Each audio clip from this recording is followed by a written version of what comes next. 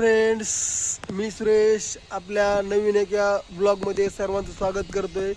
तर तुम्ही बघू शकता माझ्या पाठीमागं ही मक्का लावलेली आहे आणि इकडच्या साईडला आहे आज कालच सकाळी ट्रॅक्टरने नांगरटी केलेला आहे आणि इकडे ह्या बाजूला बिल्डिंग वगैरे झालेल्या आहेत, काही बिल्डिंगचं काम चालू आहे आणि इकडच्या साईडला बघा हे नवीन प्लॉटिंग पडलेली इकडं प्लॉटिंगचं काम चालू आहे, म्हणजे हे नवीन इकडे रस्ता झालेला आहे।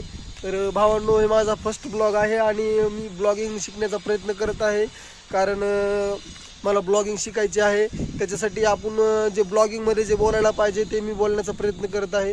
तर मित्रांनो, तुम्ही बघू शकता हे माझ्या पाठीमागं हे असं कॉन्क्रीटचा रस्ता झालेला आहे आणि इकडच्या साईडला जो तुम्हाला रस्ता दिसत आहे गेलेला, तर हे प्लॉटिंगचा सेंटरचा रस्ता आहे आणि दोन्ही साईडला प्लॉटिंग पडणार आहे। एक 4-5 गुंठ्याची काय असेल ते असेल।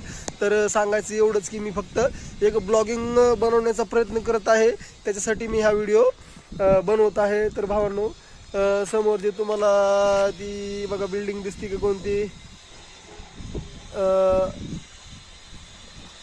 बिल्डिंग,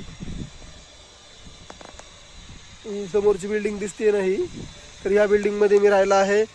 आणि दुसरी गोष्ट, माझ्या पाठीमागं तुम्ही बघू शकता किती मोठं टावर आहे हे।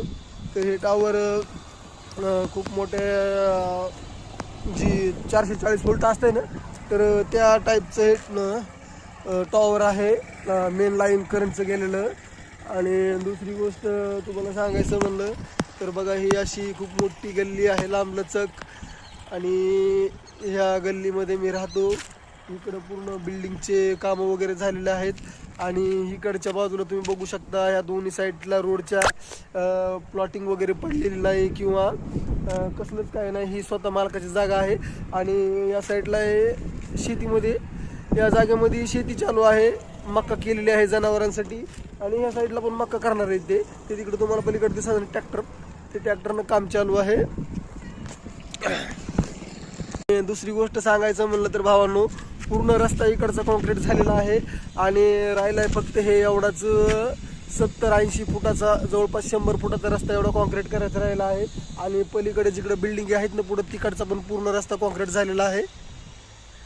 तर व्हिडिओ आवडला असेल तर तुमच्या भावाला सपोर्ट करा, लाईक करा आणि चॅनलला सबस्क्राईब करा। जय भीम, जय शिवराय।